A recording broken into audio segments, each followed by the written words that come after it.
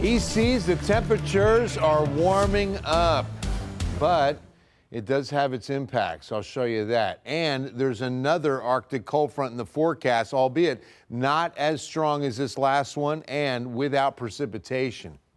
Without precip. All right, mostly clear. 45 as winds are nice and calm. In fact, the flags are telling that story. Dew point at 32, so it's still nice and dry. You're going to see these numbers again in just a couple of minutes.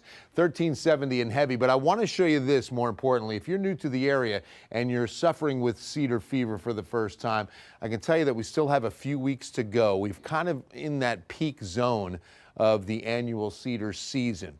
And typically we go between 20 and 25,000 on counts. Today, 1350, well below that, or 1390, I think. We've hit these numbers already. So hopefully we've gotten them out of the way and we're done, but it's doubtful. I mean, we might get some more 5-digit numbers. The heaviest number last year was under 10,000. Look at that record from 1982. That's almost scary. Temperatures today, look at this, 68 Carrizo Springs, mid-60s at the Rio Grande, 59 Bernie and Cap City. We've got 63 for San Antonio. Compare, contrast where that should be. Well, right about on the money with the afternoon high, but well below average on the morning low, which once again, the third day in a row, the record low is from 1897 of 20 degrees. We were much farther away from it this morning.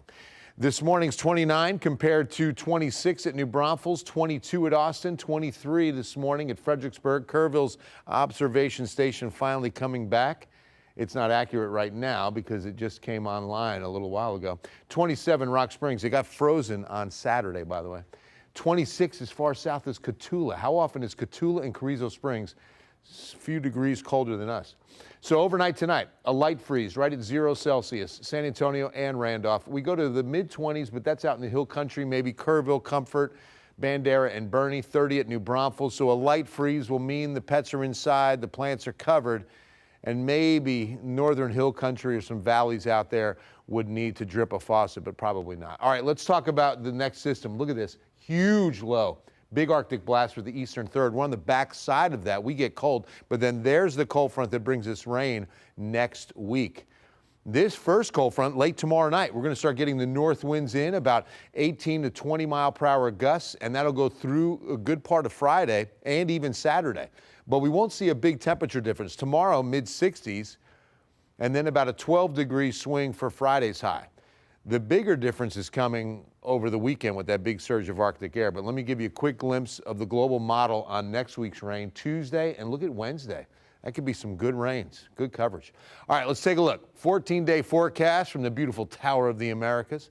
We've got tomorrow morning at 32, then 65, then mid-30s to 54, so cooler on Friday, and then downright cold on Saturday. If you're going to be out on the soccer fields, we got 29 in the morning. Wind chills will be in the low 20s. And then wind chills in the afternoon, probably in the 30s. On our way to 24 on Sunday morning, and some much needed rain could find us next Wednesday.